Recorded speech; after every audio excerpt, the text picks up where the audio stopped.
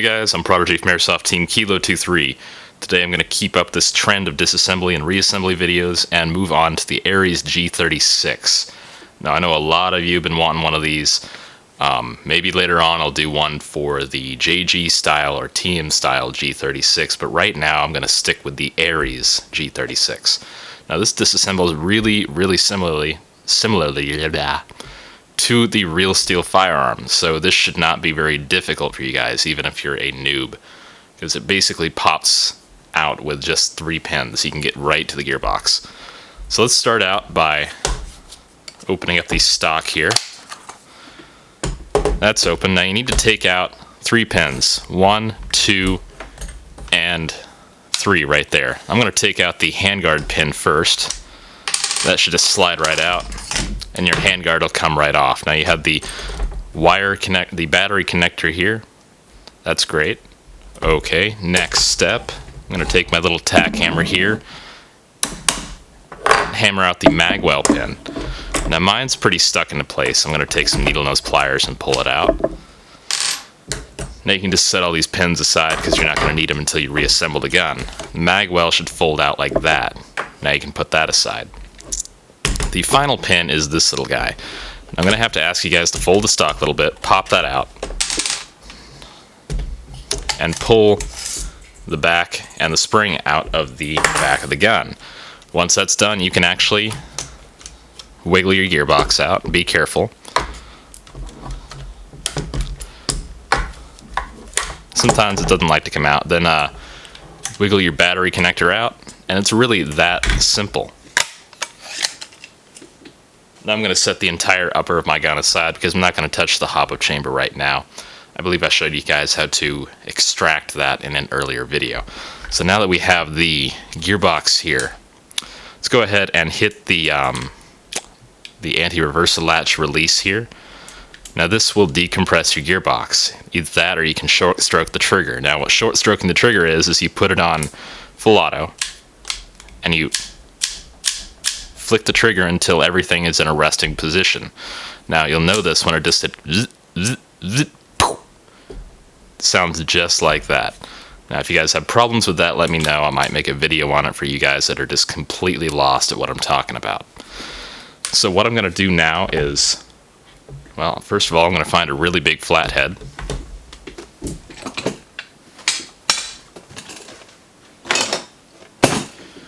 Here's my really big flathead. Go ahead and unscrew the screw in the back of your gearbox. Now this is a really big flathead screw, and it's going to go directly into the spring guide.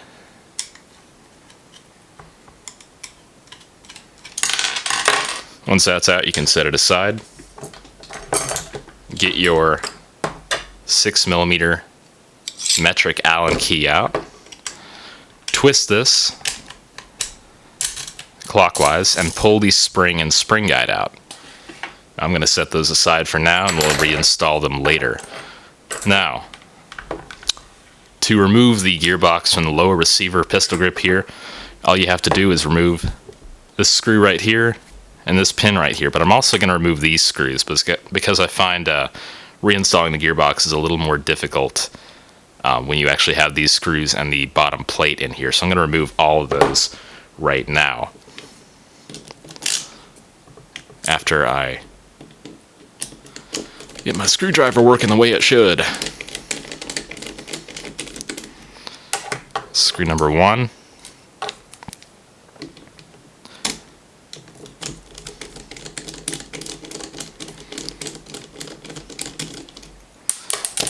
Screw number 2.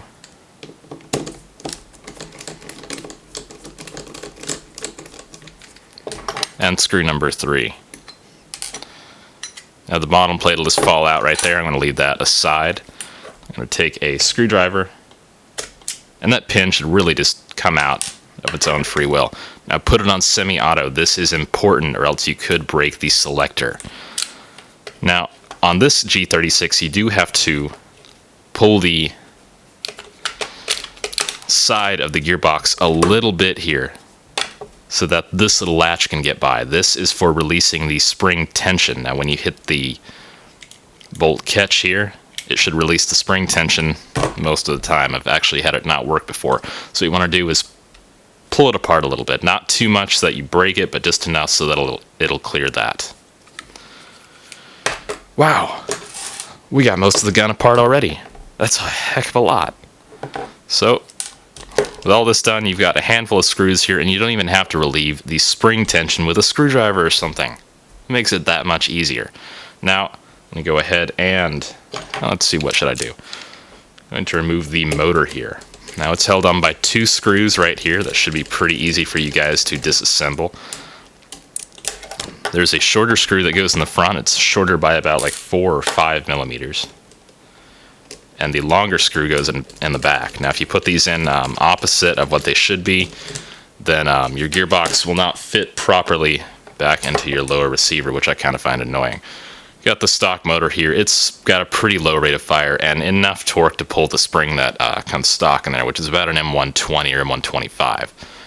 My gun was shooting an amazing 460 feet per second stock, and I was shooting about, that was a 400 with 2.8s, which is amazing. I was getting an amazing range and accuracy out of this gun's stock. So to continue on, go ahead and remove the standard version 3 clip that sits right here behind the trigger. Set that aside. Now you've got quite a bit of gear here to remove, and a lot of this isn't normally here on the TM style gearbox because you've got all this blowback crap up here, and it just kind of becomes a pain. So you got 2 screws to remove here. One on the front sits right here. And this is a pretty long screw. It's hard to mix up with anything else. That's out, and you got screw number 2, which is right here. Now under this is a small washer. You don't have to have the washer, but I'm going to keep it there anyway. Remove that, and go ahead and just jiggle this out. There are 2 springs under it. You got spring 1, which sits just above the mag catch, and spring 2, which sits here for the safety control. Now you can go ahead and pull this little arm out, set that aside, and I'll show you how to reassemble all this later. This mechanism here has 2 parts, one that slides and one that sits against the gearbox. There's no real need to take these apart, so go ahead and set those aside. Now you have just a handful of screws and one little pin here. I'm going to go ahead and take out the pin. This helps seat the wiring on the other side. So just pop that out. It comes right out if you just push the little hinge there. So now you have 5 screws to go. I'm going to go ahead and take out the lower ones, as long as I don't hit everything with my wiring today.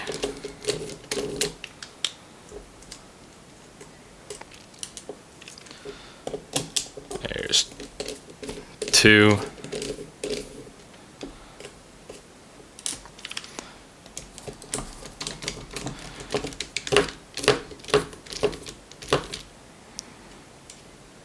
There's 3, and these will also have little silver washers under them, so keep an eye on those.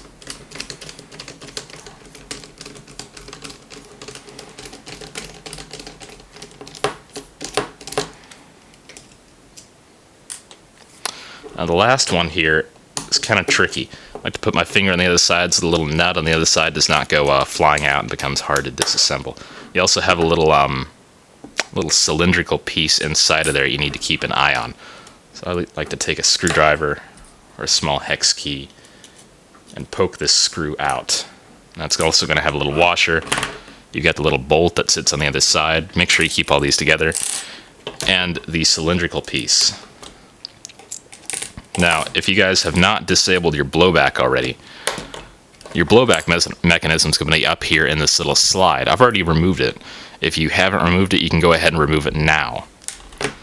Now that all that is done, you can just literally lift your gearbox open. You don't have to have a spring compressing everything because you've already removed the spring. So awesome, right? Now this gun is not stock. I have actually replaced a lot of parts. These are some JG 7mm steel bushings. The stock gun came with a bearing bushing on the bevel gear and solid bushings on the others too, which is kind of a cool design, but I could work around it, I guess.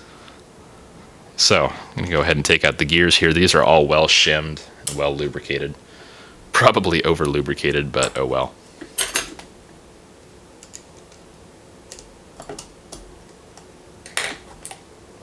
I'm going to go ahead and take out my cylinder assembly, and I'll show this to you guys. Then I'll show you all the rest of the mechanics of this gearbox, because they are quite a bit different from the standard G36 series gun.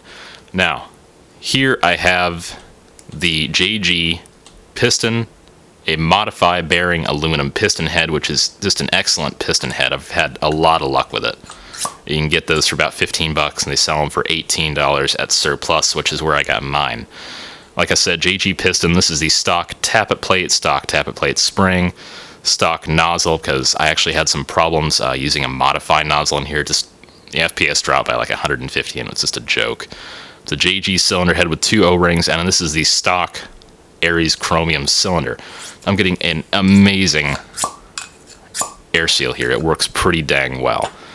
Now, the gears are stock. These have a sector chip on them, so if you want to go to really crazy high rates of fire, or you're having feeding problems, that'll probably fix it. Like I said, these are well shimmed, so no problems there at all. This gun uses a micro switch. This is not my favorite thing, but hey, micro switches work. Go look at Extreme Fire's review on micro switches. He has just disproved the fact that micro switches are reliable, because dang, they melt fast. Now, guys I know in Florida will run their Ares G36 on a LiPo battery and get about 23 rounds a second on it, which is dang fast. I was using that in the game out there I played at, and wow, I was a little amazed that the thing did not just melt on me right there. But it seemed to work all right, and I personally have not had problems with micro switches. So, you guys that have, that's too bad, but my 249 micro switch and my Ares G36 micro switch have been fine. So, that's really about it. As far as the trigger, the mechanism here has to be a little different for the micro switch to be activated. You've got this little plastic bar here that is spring-loaded onto the this little bar right here that the spring sits on. You pull the trigger and it pushes this little arm and presses the button here. Now, this micro switch is a little different from the M249 switch. They are not completely compatible, but I'm sure you can modify them to work if for some reason yours burns out or melts or whatnot. So, as far as the wiring on here, I have standard JG wiring. I tried modifying the wiring on here, and I just screwed it up really good. So I ordered a JG gearbox, and I tried that in the gun for a while, and believe it or not, the JG gearbox is compatible in this gun. You just have to modify it a very small amount. So I do have a video on that, so if you guys want to put a JG gearbox in here, or a standard version 3 gearbox, you're very welcome to. But I'm going to stick with this for now. It's a really thick and resilient gearbox, aside from the micro switch. So it's working pretty well right now. So I'm going to go ahead and reassemble this.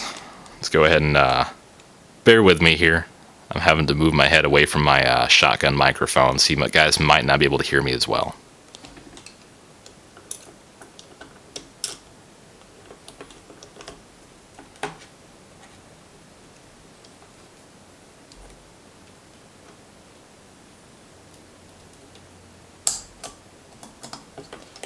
So what I just did there was install the cylinder assembly and piston head, and I went ahead and installed the tappet plate spring, which all users should know that it's a must. Make sure your tappet plate is springy, or else it's not going to feed ammunition. Now this little bar here is always going to pop out for some reason. Just make sure it is aligned and flat against the bottom of the gearbox. Now the great thing about this gearbox is you don't have to compress the spring as you reassemble the gearbox. You can do that later. So everything just falls into place. Now I am going to install this anti-reversal latch, which is a stock JG latch and JG latch spring, and my hands are getting all greasy doing this.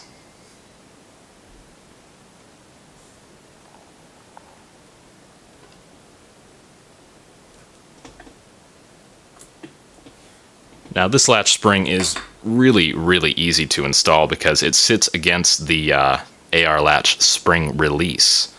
So it just really sits in there, and you can reinstall your bevel gear right there, and it fits into place pretty well.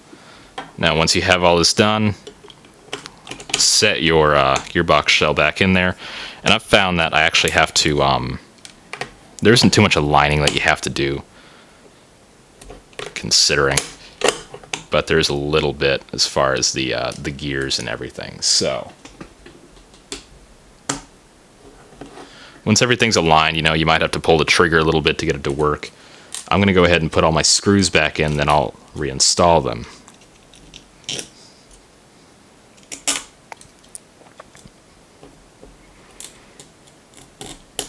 Now this last screw up here I'm going to do special because you actually have to hold the little bolt in place on the other side as you do it, and have the cylinder, that little thing, in the center as you put the screw in, which is kind of annoying, but it's just how things have to work.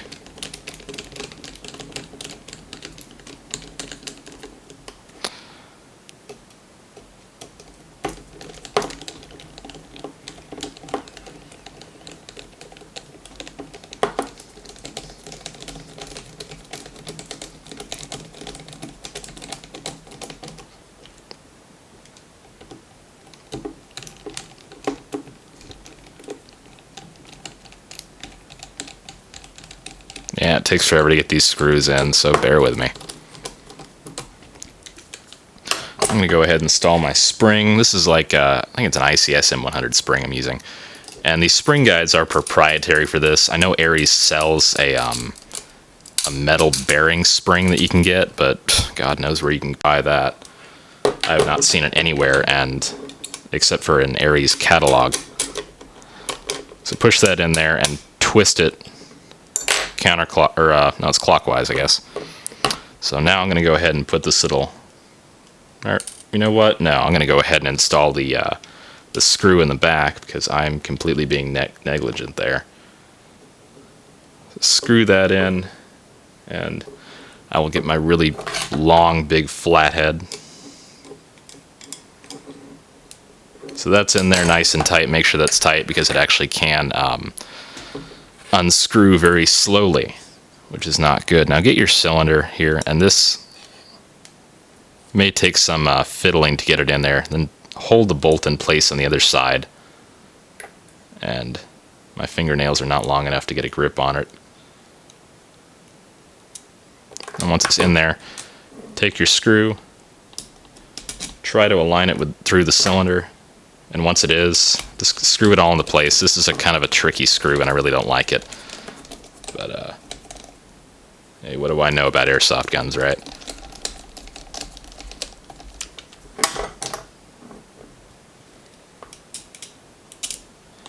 So yeah, I had that slightly misaligned, so it wasn't going into the little nut there.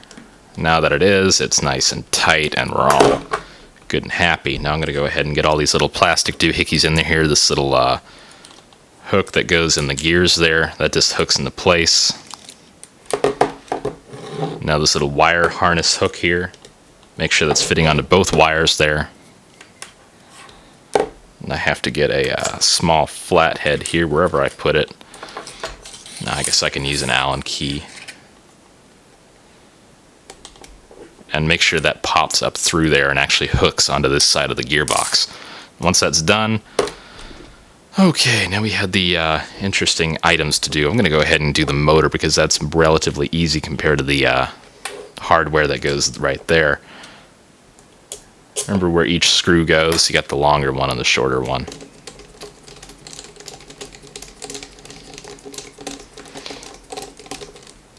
And you got to make sure the motor is at the correct angle, because if it is not, these screws won't screw into place. So just make sure it is. It's really not that difficult. Go ahead and reinstall your motor pins here. Make sure you get each one on the correct side, or else your motor's going to spin in the wrong direction, and that is never good, is it? Now there's a little clip here in the motor cage that the black wire goes onto. Make sure it goes into there, or else you could end up having some problems, which is not good. Now find this little guy, put him right there, and make sure the peg is sticking out of the gearbox. Now this is a really difficult part. Grab this, make sure you've got the little slider here, and this guy, it's like a cone-shaped spring, goes on the little hook there, or little pin there. So I'm going to try to reassemble this here. See how well I do, holding it out in front of me. And there we go. This guy should be spring loaded, and this just goes, the spring just sits against the bottom of the gearbox. Now, yeah, I know you're thinking, okay, you got this spring, but no, I'll install that in a moment because it's a pain to install both springs at the same time.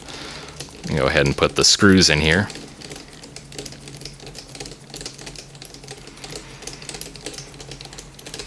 These long screws take a while to screw into place, I know.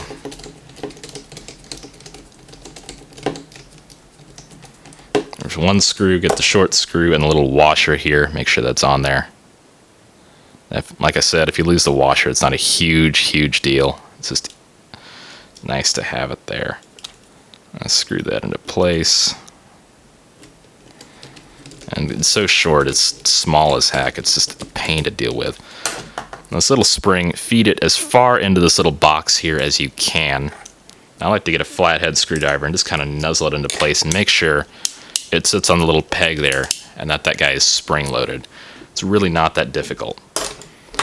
Now, we can go ahead and reassemble the gun a little bit more, and my black wire came off that little thing. So slide it into there. Make sure your lower is on semi-auto.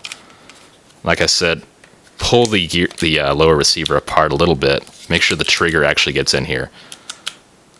And make sure your selector is lined up and everything, or else you could break this selector. It's made of plastic. I have broken these before and it's not fun. Go ahead and put your pin in here so this does not fall out. Make sure it's flush with it. Now I'm going to go ahead and reinstall the motor plate here. Now I'm going to install the large screw first so that everything aligns properly and it's all happy and sweet and awesome like that.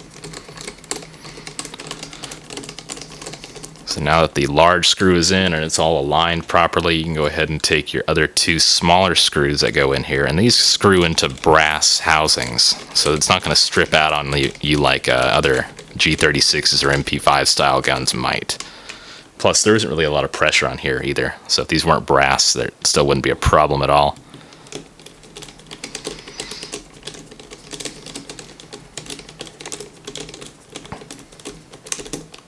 Now that motor plate is on, you've got the lower receiver back, it's reassembled, and it works properly. That's excellent. Double check your nozzle is springy like that. Now I'm going to get my upper receiver and all this massive hardware that goes in it.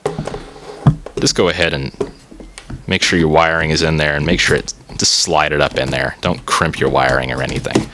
Make sure your nozzle fits properly in there. Now go ahead and feed your battery connector through the hole in the front. There is no second connector or anything on the Ares, only on the Tokyo Marui versions. Now that's there, I'm going to go ahead and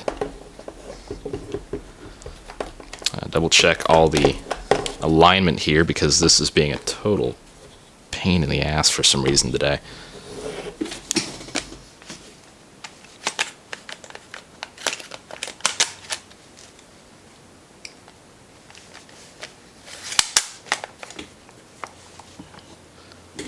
Alright, make sure your bolt handle and charging lever is forward here, or else your gearbox is not going to align properly up there.